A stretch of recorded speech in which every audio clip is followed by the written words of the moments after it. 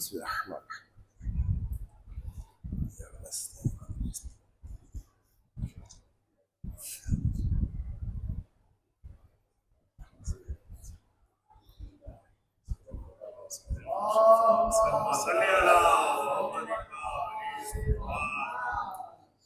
لا حول ولا قوة إلا بالله العلي العظيم.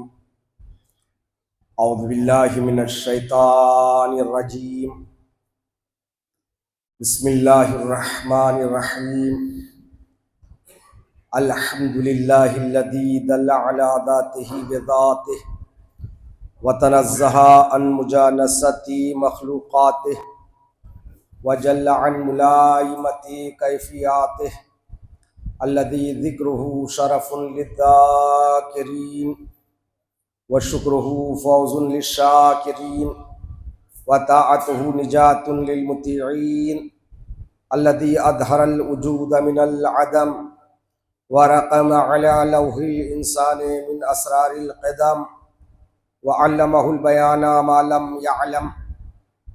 ثم الصلاة والسلام والتحية والإكرام على سيدنا سيد المرسلين وخاتم النبيين وشفيع المذنبين ورحمة للعالمين أبي القاسم محمد وآله الطيبين الطاهرين المعصومين المظلومين المنتخبين الصابرين الشاكرين ولعنة الله على أعدائهم وغاصبي حقوقهم ومنكري فضائلهم ومناقبهم ومصائبهم وعظمتهم وولايتهم أجمعين من يوم عداوتهم إلى يوم الدين. أما بعد فقد قال الله تعالى وتبارك في كتابه الكريم وهو أصدق القائلين قوله الحق. بسم الله الرحمن الرحيم.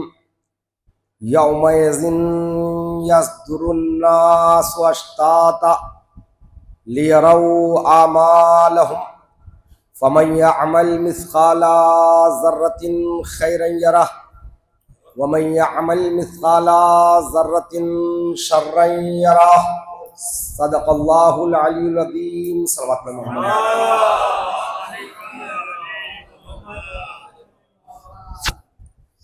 حضرات گرامی قدر، مرحوم و مغفور جناب محمد ارتضیٰ المعروف جمشید رضا صاحب جو محتمی میں فرش ازاں تھے، زینت فرش ازاں تھے اور سرزمین میرٹھ کے لیے باعث فخر مرثیہ خان تھے. میں ہمیشہ میرٹھ آتا ہوں تو ان کی کمی آج بھی محسوس کرتا ہوں. گو کہ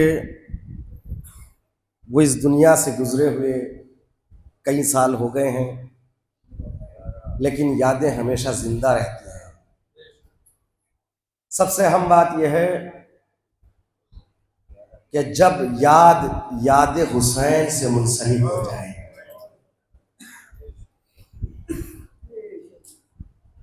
اور حسین کی ذات خدا سے متصل،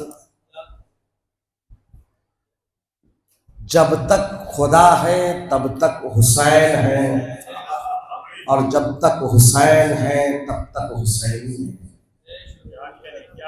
اور خدا کے لیے جب تک کا لفظ بھی شرک اور کفر ہے، اس لیے کہ جب تک کہتے ہیں تو ایک زمانے کو معین کر رہے ہیں، کہیں جا کر زمانہ ختم ہو رہا ہے.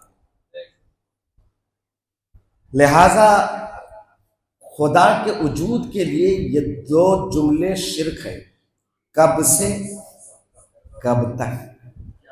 کب سے زمانے کا آغاز ہے، کب تک زمانے کا اختتام ہے. مثال کے طور پر یہ میرے سامنے برخوردار تشریف فرما ہے. اس طرح کی مجلسوں سے ماں باپ اپنے بچوں کا ساتھ لے آئے تو اسی درسگاہ سے انہیں بہت کچھ حاصل ہو جاتا ہے. دیکھیے خدا کا وجود کب سے کب تک ہماری طرح نہیں. کب آئے ہیں آپ میرٹھ، کب تک رہیں گے، یہ دو باتیں ہیں. یعنی آنے کا ایک زمانہ معین ہے، جانے کا ایک زمانہ معین ہے. لیکن جس نے زمانے کو بنایا، جس نے زمانے کو خلق کیا، وہ زمانے سے باہر ہے. جب زمانے سے باہر ہے، نہ کب سے کہا جا سکتا نہ کب تک کہا جاتا. ایک جملہ ہے، ہمیشہ سے ہے، ہمیشہ رہے گا.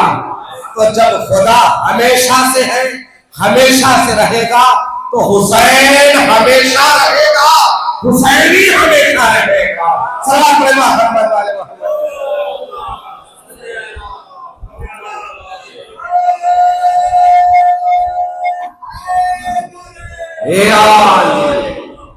عزیزان محترم، وقت کی پابندی ہے، اس کے بعد بھی مجلس عزا ہے. بڑی تاکید سے مجھے حکم کیا ہے جناب ممتاز صاحب نے، تو کوشش پوری رہے گی ادھر ادھر نہ جاتے ہوئے اس آیہ کریمہ پر گفتگو کروں.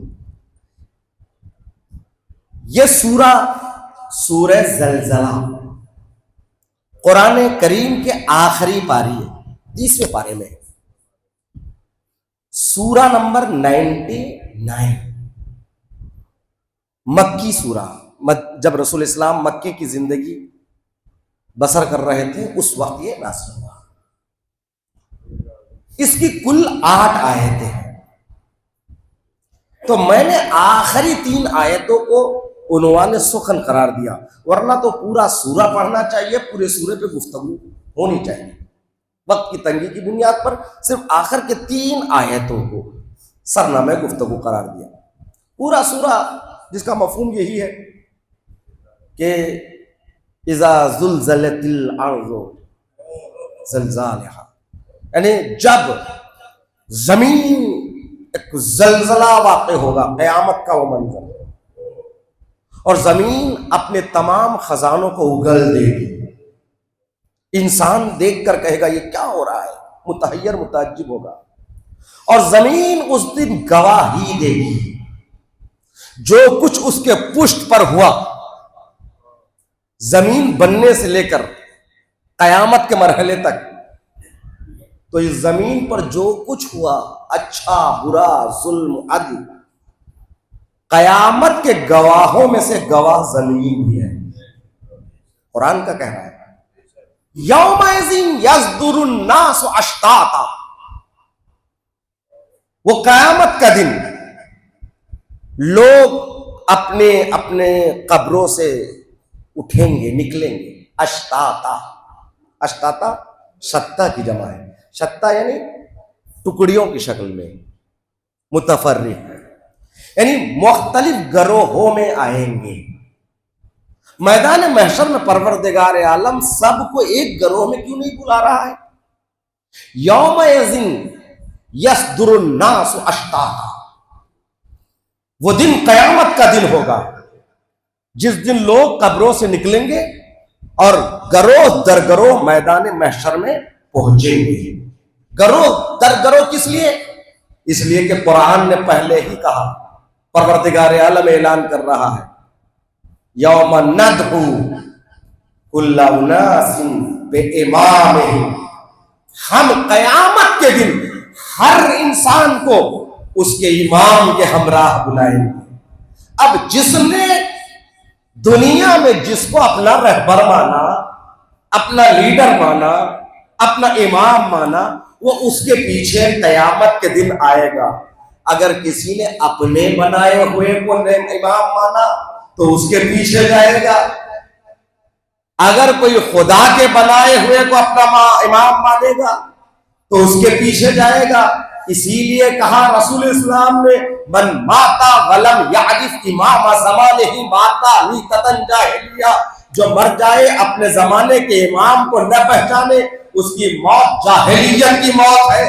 تو عزیزان محترم، یہ دنیا جو ہے نا، رسول اسلام فرماتے ہیں الدنیا مزرعۃ الآخرہ، یہ دنیا آخرت کی کھیتی ہے۔ توجہ چاہتا ہوں میرے عزیزو، مجلس اصال ثواب ہے، اسی لیے بھی میں ربط دیتا ہوا آگے بڑھ رہا ہوں۔ الدنیا مزرعۃ الآخرہ، یہ دنیا آخرت کی کھیتی ہے، یہاں جو زراعت کرو گے وہ نتیجہ وہاں ملے گا۔ تو یہاں جس کو امام بناؤ گے اسی کے پیچھے وہاں آؤ گے۔ اگر ایسوں کو امام بناؤ گے جو یہ کہتا نظر آئے گا جب تک میں سیدھا سیدھا چلوں تم بھی سیدھا سیدھا چلنا، جہاں میں ٹیڑھا ہو جاؤں تم مجھے بچا لینا۔ اگر ایسے کوئی امام مانو گے تو پھر ویسوں کے ساتھ ہی حشر میں آؤ گے، نہ انہیں آگے کا پتا نہ پیچھے کا پتا۔ مانو تو ایسوں کو مانو جو یہ کہتا نظر آ رہا ہے گھبرا نہیں، قبر کی منزل میں ہوں، حساب و کتاب کے منزل پر میں ہوں، میزان کے موقع پر میں ہوں، پلے صراط پر میں ہوں، ارے جنت میں بھی تمہارے ساتھ میں۔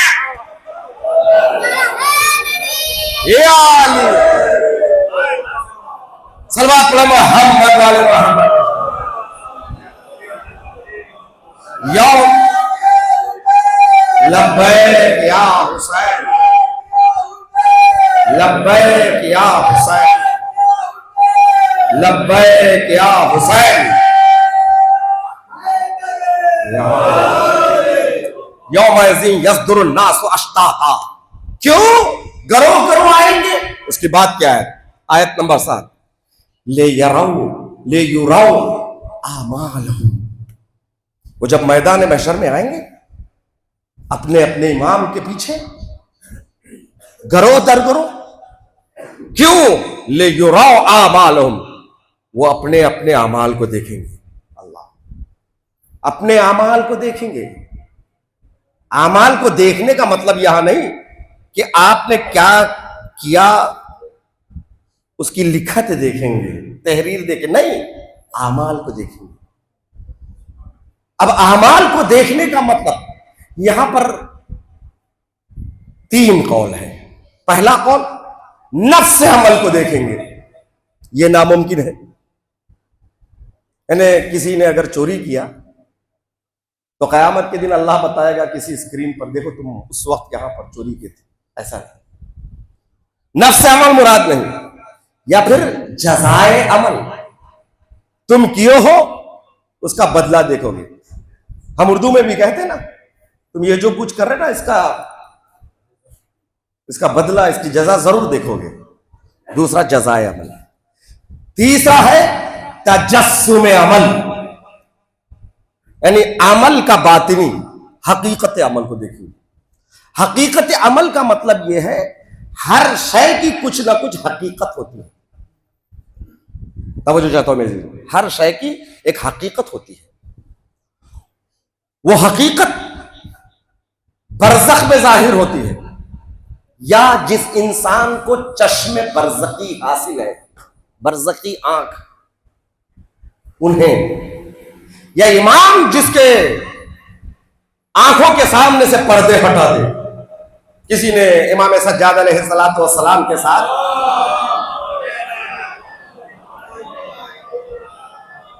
ایک صحابی حج پر جانے کے بعد کہا، اے فرزند رسول کیا ہجوم ہے، دیکھیے کتنا مجمع آیا ہے حج کرنے والوں کا۔ امام نے کہا تجھے یہ ازدحام حاجیوں کا لگ رہا ہے؟ ایک مرتبہ امام نے اس کی آنکھوں سے پردوں کو ہٹا دیا۔ جب پردوں کو ہٹا دیا تو کچھ حاجی ہے جو کعبے کے اطراف گھوم رہے ہیں، باقی طرح طرح کے جانور ہیں، طرح طرح کے جانور ہے جو اس کعبے کے اطراف گھوم رہے ہیں۔ اسے کیا کہتے ہیں؟ حقیقت۔ توجہ چاہتا ہوں میرے عزیزوں، تو لیروا اعمالہم، یہ گروہ دگروہ جب محشر میں آئیں گے تاکہ انہیں ان کے اعمال کو دکھایا جائے گا۔ اعمال کو دکھانے کا مطلب تجسم عمل۔ عزیزان محترم، تجسم عمل ایک لفظ پر میں گفتگو کروں تو 1 گھنٹے تک گفتگو ہوگی، لیکن 2 جملوں میں سمیٹ کر عرض کروں کہ یہ روایتوں میں موجود ہے، مرنے کے بعد اس کے اعمال کو جسم مل جائے گا. برے اعمال برے جانوروں کی طرح تمہیں کاٹتے ہوئے تمہارے پیچھے رہیں گے. اچھے اعمال آپ کے لیے نوجوان خوبصورت ساتھی بن کر ہر منزل میں آپ کے ساتھ رہیں گے برزخ. قرآن آپ نے پڑھا ہے تو ایک قرآن ختم کیا، ایک نوجوان جس کا نام بھی قرآن. دو قرآن پڑھے، دو نوجوان. یعنی مطلب یہ ہے کہ آپ کے عمل کو جسم دیا جائے گا. اس کو کہتے ہیں تجسم عمل، عمل کو جسم دینا. لِيُرَوْا أَعْمَالَهُمْ، قیامت کے دن تمہیں تمہارے اعمال کو دکھا دیا جائے گا. اس کے بعد کہہ رہا فَمَن يَعْمَلْ ذَرَّةٍ خَيْرًا يَرَهُ، فَمَن يَعْمَلْ مِثْقَالَ ذَرَّةٍ خَيْرًا يَرَهُ. جو بھی مثقال ثقل سے ہے، ثقل یعنی بھاری، مثقال ذرۃ یعنی تھوڑا، یعنی ذرہ برابر بھی اگر کوئی نیک عمل انجام دے گا وہ اسے دیکھے گا. وَمَن يَعْمَلْ مِثْقَالَ ذَرَّةٍ شَرًّا يَرَهُ، جو بھی برا عمل تھوڑا بہت بھی انجام دے گا نا وہ بھی دیکھے گا. یعنی 3 مرتبہ یرو کا ہے، وہ اعمال کو دیکھے گا، اور اچھا عمل ذرہ برابر بھی کیا تو اسے بھی دیکھ لے گا، برا عمل ذرہ برابر بھی کیا تو اسے بھی دیکھ لے گا. یہاں 2 سوال پیدا ہو رہے ہیں. تفسیر پیش کر رہا ہوں عزیزان محترم، یہ باتیں عام طور پر ممبروں سے نہیں ہوتی ہے. 2 یہاں پر سوال پیدا ہوتے ہیں. پہلا سوال، اگر کسی انسان نے کوئی نیکی انجام دی ہے، اگر نیکی انجام دینے کے بعد اس نے کسی مومن کی برائی کی، اس کے پیٹھ پیچھے غیبت کیا، کیا وہ بھی دیکھے گا؟ اس نیکی کو وہ نہیں دیکھے گا، وہ دیکھے گا جس کی تم نے برائی کی. توجہ چاہتا ہوں میرے عزیز. اس کے برعکس، میں نے بدی انجام دیا، برا کام انجام دیا، لیکن متوجہ ہو گیا، خدا کی بارگاہ میں توبہ کیا، گڑ گڑایا، توبہ قبول ہے، تو کیا وہ برائی دیکھے گا؟ قیامت کے دن نہیں، وہ برائی نہیں دیکھے گا. کیوں؟ اس لیے کہ جب پروردگار عالم اس کے نامہ اعمال سے اس کو محو کر دیا، مٹا دیا، تو پھر نہیں دیکھے گا. تو ہر عمل کو ذرہ برابر بھی کیا تو دیکھے گا. تو مطلب یہ 2 چیزوں کو واضح کر دیا. عزیزان محترم، یہ 3 آیتیں یہ بتا رہی ہے کہ دیکھو تمہارا دنیا سے آخرت کا رشتہ اٹوٹ ہے. دنیا میں بھیجا ہی اس لیے گیا کہ تمہاری زندگی یہ مقام امتحان ہے. مطلب یہ ہے کہ دنیا دین سے جدا نہیں ہے. دین کا مطلب صرف نماز پڑھنا، روزہ رکھنا، حج کرنا، یہ دین نہیں ہے. ہم کھا رہے ہیں، پی رہے ہیں، گفتگو کر رہے ہیں، بازار جا رہے ہیں، حتلا باتھ روم جا رہے ہیں، ان سب کے لیے دین کے مسائل ہیں. مکمل زندگی پر سایہ فگن دین ہے. ہر عمل کا تعلق دین سے ہے. صرف یہ نہیں ہے کہ صرف ہم کو دنیا میں آنے کے بعد نمازیں پڑھتے رہنا ہے، نہیں، اپنے آپ کو زندہ رکھنے کے لیے کھانا ہے، کھانے کے لیے کمانا ہے، وہ بھی دین کا حصہ ہے. تو لہذا عزیزان محترم، چاہے مولوی ہو، ڈاکٹر ہو، انجینئر ہو، آپ مزدور ہو، سب کو بھوک لگتی ہے، سب کے آل اولاد ہے، سب کو غذا کی ضرورت ہے.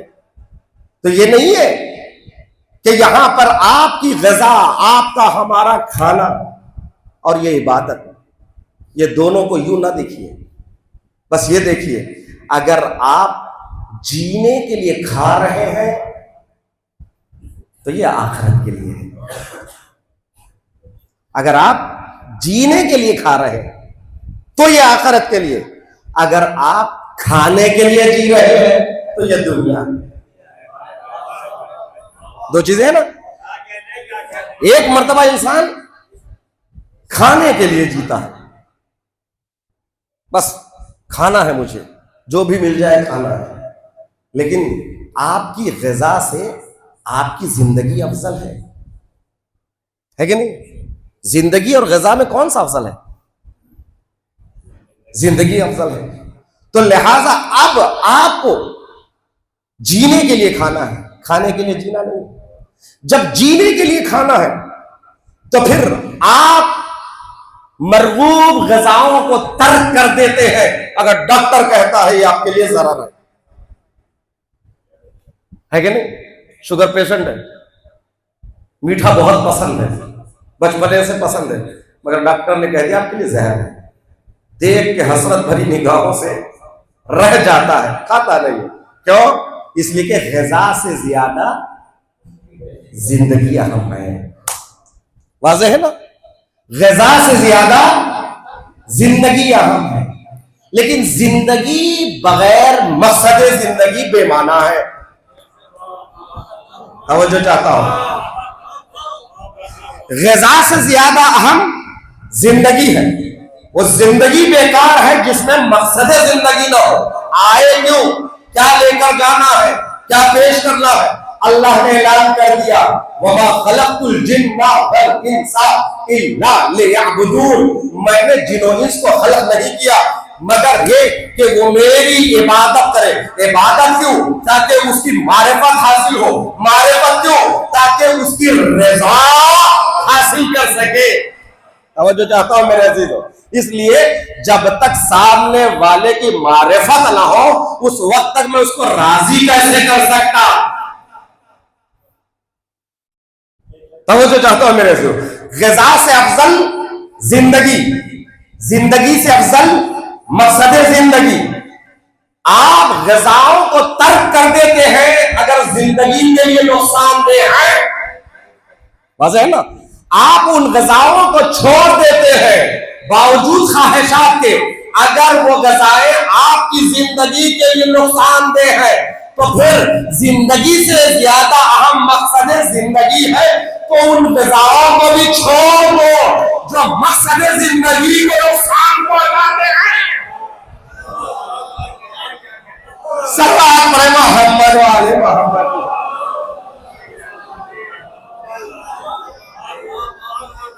علامہ اقبال کہتے ہیں اے طائر لاہوتی اس رزق سے موت اچھی. اے طائر لاہوتی اس رزق سے موت اچھی جس رزق سے آتی ہو پرواز میں کوتاہی. جو رزق تمہیں قرب خدا کے آشیانے تک اڑنے سے روکتی ہے اس رزق سے تو موت اچھی ہے. صلوات پڑھیں محمد والے محمد.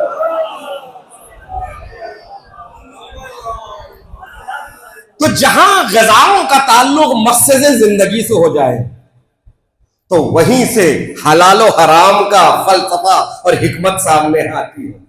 یہ کھانا حلال ہے، یہ کھانا حرام ہے، اس طریقے سے کھانا حرام ہے، اس طریقے سے کھانا حلال ہے.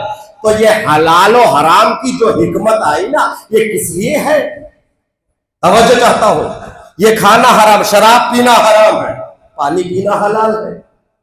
سود کا کھانا حرام ہے، محنت کا کھانا جائز ہے. تو یہ حلال اور حرام کی حکمت اس لیے جو حرام ہے وہ آپ کے مقصد زندگی کو تباہ کرتے ہیں. جو حرام ہے مقصد زندگی کو تباہ کرتے ہیں. جو حلال ہے نا وہ مقصد زندگی کو اور پروان چڑھاتے ہیں. جب حلال کھاؤ گے تو اللہ سے قریب ہوگے، حسین کا ساتھ لو گے. حرام کھاؤ گے نہ اللہ کا ساتھ نہ اللہ سے قریب ہوگے نہ حسین کا ساتھ دے سکو گے. اسی لیے تو عصر عاشور حسین نے کہا تم میرا ساتھ نہیں دے سکتے اس لیے کہ تمہارے پیٹ حرام لفظوں سے بھرے ہیں. صلوات پر محمد علیہ محمد.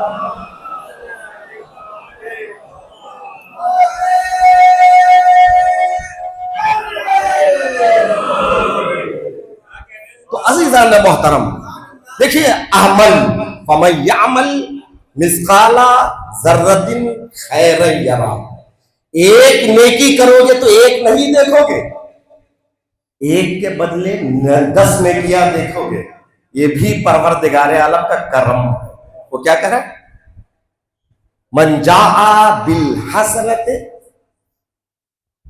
فلہ عشر امثالھا، جو بھی ایک نیکی لے کر آئے گا تو اسے اس کے برابر 10 نیکیاں عطا کی جائے گی. بھائی عجیب، پروردگار عالم رحمت نازل کرنے کے لیے بہا نہیں چاہتا، بہا یعنی قیمت، بہا نہیں چاہتا، بہانا چاہتا ہے. قرآن کریم کی ایک آیت پڑھو گے ماہ رمضان میں، ثواب ایک آیت کا ثواب ایک قرآن کے برابر ہے. اب وہ ایک قرآن قیامت کے دن 10 قرآن بنیں گے. توجہ چاہتا ہوں میرے ذہن، ایک قرآن 10 قرآن، لیکن اس کا الٹا نہیں رکھا. ایک برائی لے کر آؤ گے تو اس کے برابر 10 برائی نہیں. کہتا ہے فلا یجزا الا مثلھا، اگر تم ایک برائی لے کر آؤ گے تو جزا نہیں دی جائے گی سوائے ایک. عجب کرم ہے تیرا پروردگار عالم، ایک اچھائی لے کر اس کی خدمت میں پہنچو تو 10 برابر عطا کرے گا. ایک برائی ہو تو ایک کا ایک رکھے گا، ایک کا ایک. اور یہ ہے جب آپ اچھائی کریں گے حکم ہوتا ہے فوراً لکھو، فرشتوں کو حکم ہے کہ اس کے اچھائیوں کو فوراً لکھو. جب برائی کرتے ہیں تو کہتا رک جا، شاید میرا بندہ ابھی توبہ کر لے، ابھی توبہ کر لے، ابھی توبہ کر لے. سب آخر محمد والے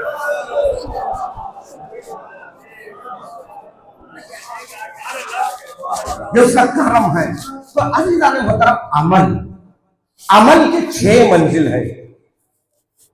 عمل ایک ہے نفس عمل، خود عمل. دوسری چیز ہے مقام عمل، جہاں انسان اس عمل کو انجام دیتا ہے اس جگہ کی اہمیت بھی ہے. گھر میں بیٹھ کر آپ نماز پڑھ رہے ہیں اس کا ثواب اور ہے، محلے کی مسجد میں پڑھ رہے ہیں اس کا ثواب اور ہے، مسجد الحرام میں پڑھ رہے ہیں اس کا ثواب اور ہے. نفس عمل. دوسری چیز ہے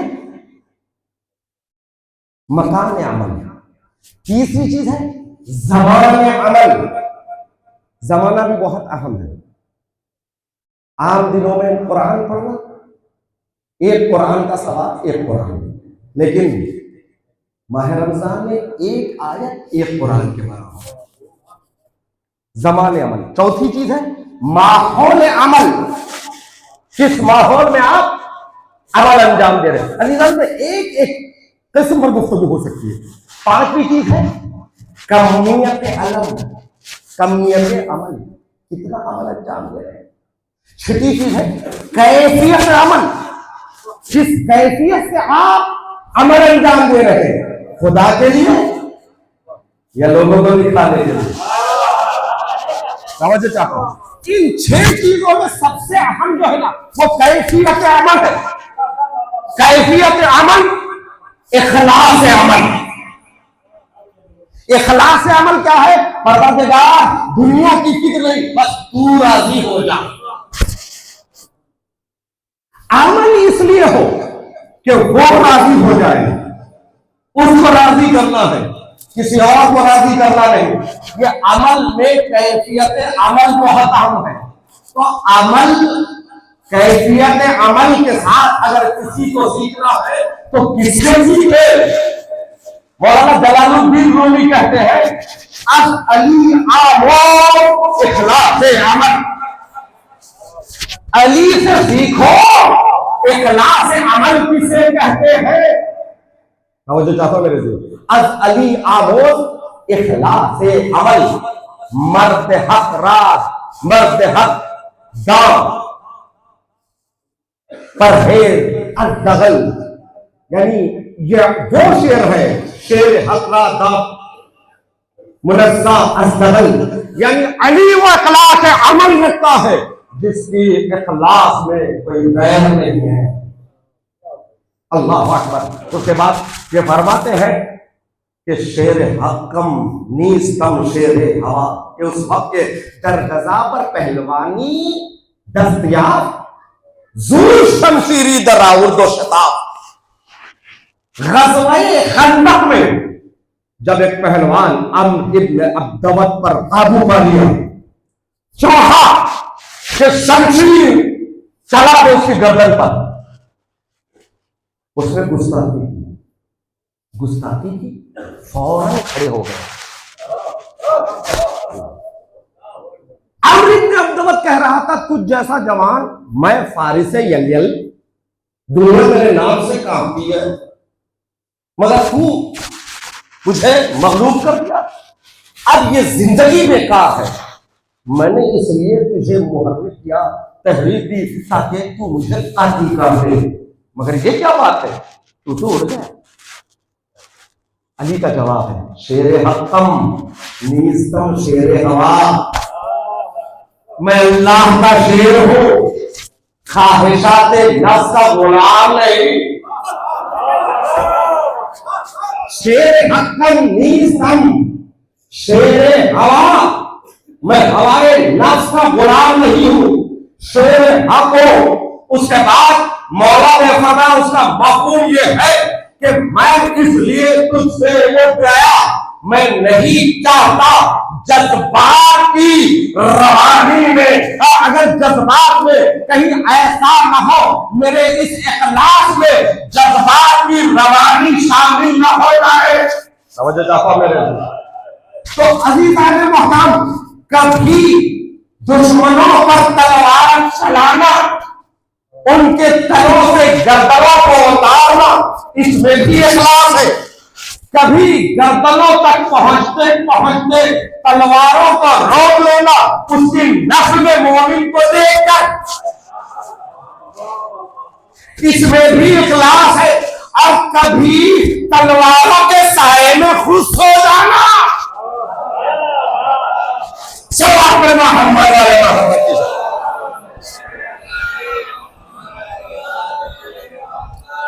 اخلاص عمل تینوں جگہ ہے۔ میدان میں علی نے تلوار چلائی، یہ بھی اخلاص عمل، چلتی ہوئی تلوار کو روک لیا، یہ بھی اخلاص عمل، خود تلواروں کے سائے میں رات بھر سو گئے۔ فلما اتا جبرائیل، اللہ اکبر، کیفیت دیکھیے۔ صاحب تفسیر قمی علی بن ابراہیم قمی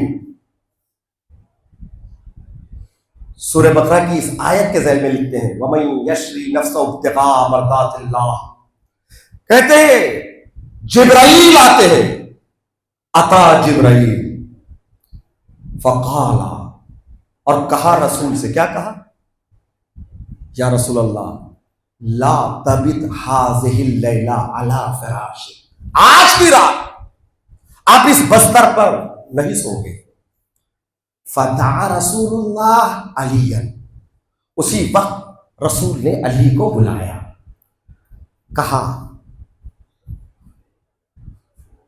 انی آمرک ان تضجع علی مضجعی، میں آپ کو حکم دیتا ہوں علی، آج کی رات میرے مضجع، میرے آرام گاہ، میرے بستر پر تم سو جانا۔ علی نے ایک سوال کیا،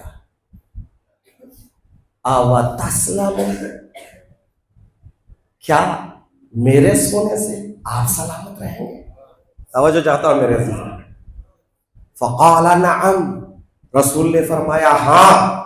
تو اس کے بعد کا جملہ یہ ہے فَأَحْوَى إِلَى الْأَرْضِ سَاجِدًا شکرن للہ علی ما انعم بہ علیہ، بس اتنا سننا تھا کہ میرے سونے سے رسول کی جان بچ جائے گی۔ فوراً علی جھکے، سجدہ کیا، شکر ادا کیا، پروردگار تو نے بڑی نعمت عطا کی ہے۔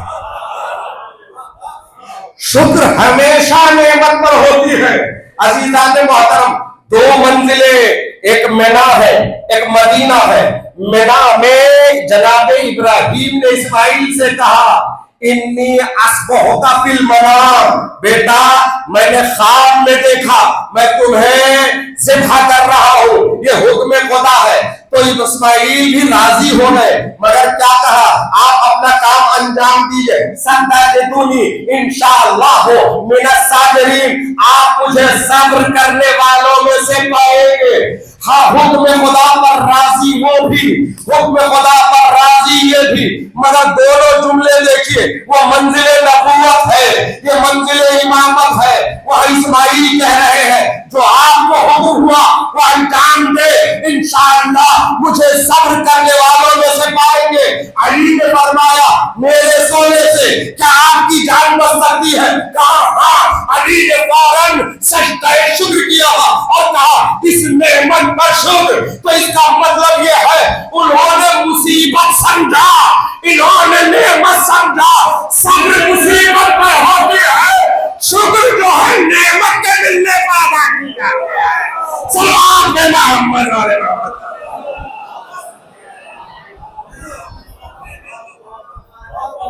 इससे बेहतर सलवात पे मोहम्मद वाले मोहम्मद।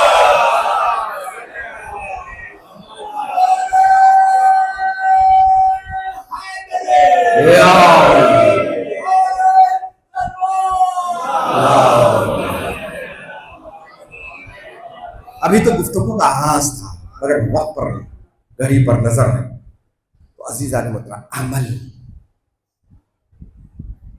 और अमल भी खैर अमल। खैर अमल का मतलब क्या है? सिर्फ विलायत है? विलायत अकीदा है, अमल नहीं है। अमल अलग है, अकीदा अलग है। अकीदा आपका यकीन, आपका ईमान। अमल आपका वर्क, आपका काम, आपका फेल। खैरुल अमल का मतलब क्या है? आप कहेंगे अकीदा, तो अकीदा तो अमल नहीं, तो अमल तो अमल अमल। खैर विलायत, अमल अमल है। तो खैरुल अमल हर उस अमल को कहते हैं जो विलायत अइम्मा मासूमीन के अकीदे के साथ अंजाम पाए। जो विलायत अइम्मा मासूमीन के अकीदे के साथ अंजाम पाए वो अमल खैरुल अमल है। अगर आप मस्जिद से कह रहे हैं हय्या अला खैरुल अमल, तो मतलब ये है कि ये कह के मुसलमानों को आवाज दे रहे हैं जो विलायत अली के साए में नमाज पढ़ना चाहता है वो इधर आए।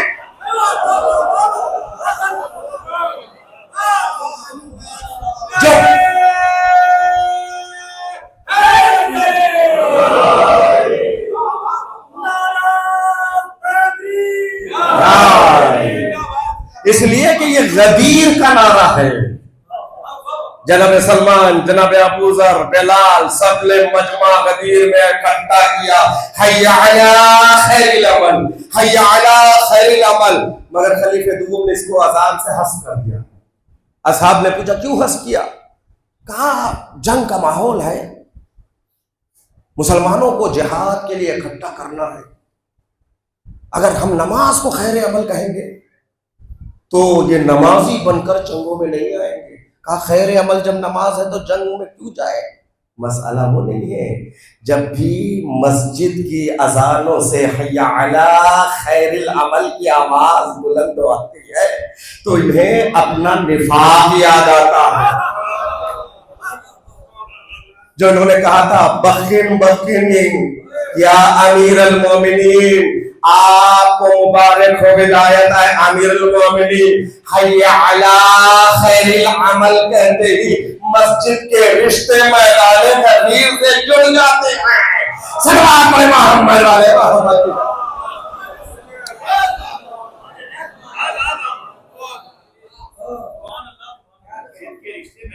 अज़ीज़ान मोहतरम, ये अमल है। आज शब जुमा है, शब जुमा है और इंसान कभी दीन के मामले में कोताही ना करे। دین کے معنی ہے حل الدین الا حب و بغض. کسی نے امام محمد باقر علیہ الصلوۃ والسلام سے دین کیا ہے کہا دین سوائے محبت اور بغض کے کچھ نہیں. حل الدین الا حب، پلٹ کر سوال کیا حل الدین الا حب و بغض، کیا دین محبت اور بغض کے علاوہ کوئی چیز ہے، نفرت کے علاوہ کوئی چیز ہے؟ لیکن یہ بغض اور نفرت میزان ہماری عقل، ہمارا دل میں جن چیزوں کو خدا پسند کرتا ہے انہیں پسند کرو، جن سے وہ نفرت کرتا ہے ان سے نفرت کرو. اور یہی معیار ولایت کے بعد رسول نے فرمایا اللہم علی من والا وعاد من عادا وانصر من نصر واخذل من خذل. جو علی کو دوست رکھتا ہے تو مجھے دوست ہے، جو علی سے دشمنی کرتا ہے اس سے دشمنی کرتا ہے. اس لیے کہ جو کچھ ہے وہ ولائے علی کے صدقے میں ہے. ہاں عزیزان محترم، عمل خیر عمل کی منزل پر پہنچتی ہے ولایت علی کے سائے میں، چاہے وہ میدان غدیر ہو چاہے میدان کربلا. امام حسین علیہ السلام نے نانا کے دین کو بچانے کے لیے ولایت علی ابن ابی طالب کی حفاظت کے لیے سر قلم کر دیا. میں نے ابھی آپ سے کہا نا غذا سے افضل زندگی سے افضل مقصد زندگی. غذا کو ترک کر دیتے ہیں آپ اگر زندگی کے لیے نقصان دہ ہے، مقصد زندگی کے لیے جو نقصان دہ ہے تو پھر جان بھی دے دینا، زندگی ختم کر دینا ہے. یہی تو شہادت ہے، یہی تو شہادت ہے. اب حسین نے اپنی جان نچھاور کر دی تو سوچو ولایت کس قدر اہم ہے، کس کو کس پر نثار کیا جاتا ہے. جو اہم ہے اس کو بچا لیا جاتا ہے. ولایت ائمہ معصومین، ولایت علی کی اہمیت یہ ہے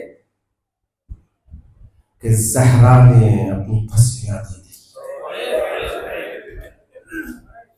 اصغر نے گلا دے دیا، اکبر نے کلیجہ دے دیا، حسین نے گھرا گھر دے دیا. دشمن بھی جان رہا تھا، اسی لیے کہہ رہا بغضاً لعبیک، ہم آپ کے بابا کی فوج میں آپ سے لڑ رہے ہیں. بابا کا فوج کیا؟ یہی ولایت.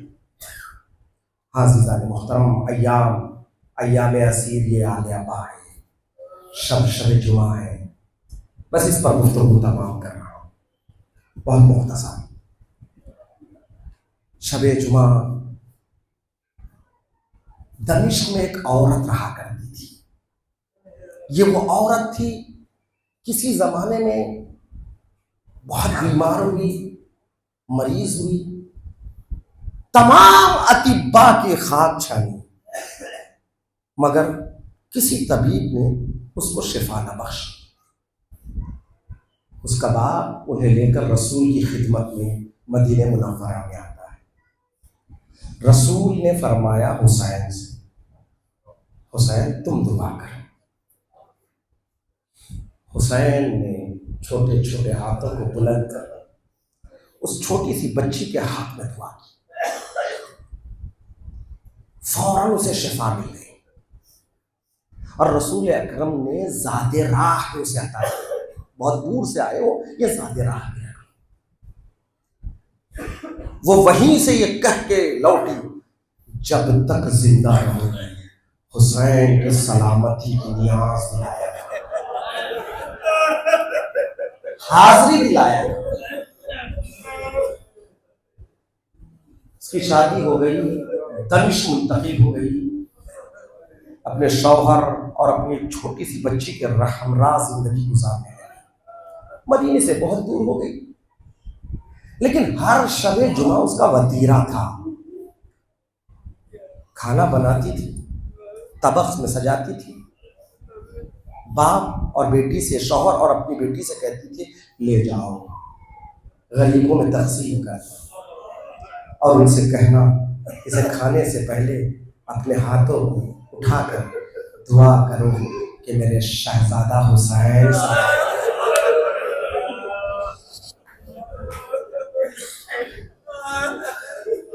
میرا شہزادہ حسین سلامت رہے۔ لو عزیزو، مسلسل یہی وجہ تھا ہر شب جمعہ۔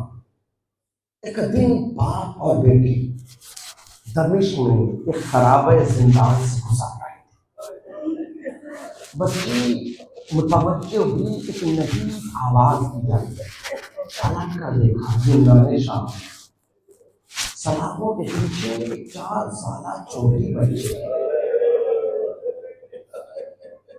شدت آتش سے چہرہ سرد، بھوک سے نڈال، رخسار پر تماچوں کے نشان، کانوں سے رستا خون، اس کے بڑھتے قدم رک گئے۔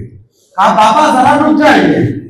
باپ نے پلٹ کر دیکھا، بابا ذرا دیکھو، اس چہرے سے کسی عصمت بابا خاندان سے معلوم ہے، شریف خاندان سے تعلق ہے، مگر کس قدر مظلومہ ہے، کس قدر بھوک اور پیاس سے نڈھال ہے۔ بابا چلو آج شب جمعہ ہے، ماں سے کہتے ہیں آج کسی غریب کو نہیں، آج حاضری کا کھانا زندان میں لے کر آئے۔ سنیے اب اسی واقعے پر گفتگو تمام کر دوں۔ بچی ماں کے گھر جاتی ہے، ماں کی خدمت میں جا کے کہتے ہیں ماں آج کسی خرابے اور کسی غریب کے پاس نہیں، آج ہم کھانا لے کر زندان شام جائیں گے۔ کیوں بیٹا؟ اس لیے کہ آج ہم نے ایسے غریبی بھیجے ہیں کہ آپ سے پہلے ہم نے کبھی نہیں دیکھا۔ کیا خصوصیت ہے بیٹا؟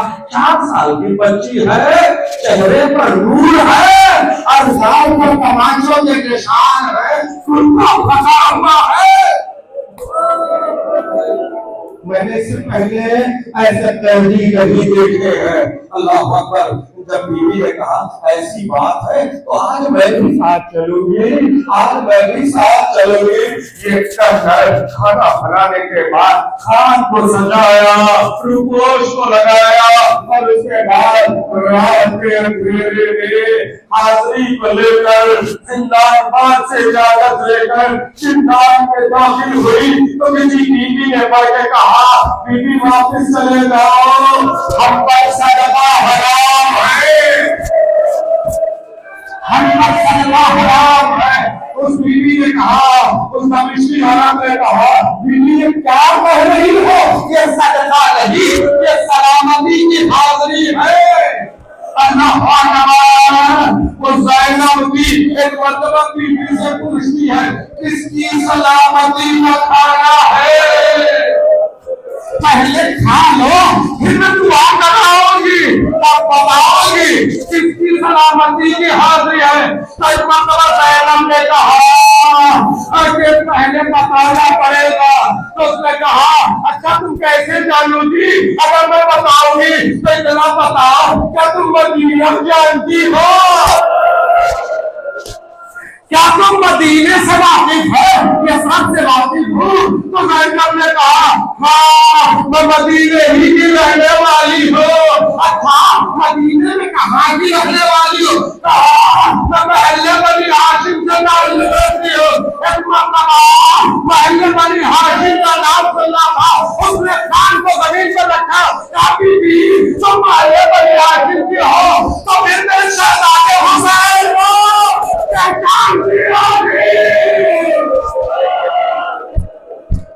پہچانتی ہوگی، بس اتنا جان لو اسی شہزادے حسین کی سلامتی کی حاضری ہے۔ اتنا سننا تھا، زینب نے اس بی بی سے کہا بی بی آج سے آوری لگا، خبردار میں تم کیسی باتیں کر رہے ہو، کہا نہیں آپ حسین سلامت رہی ہے، کربلا میں سوتا کرا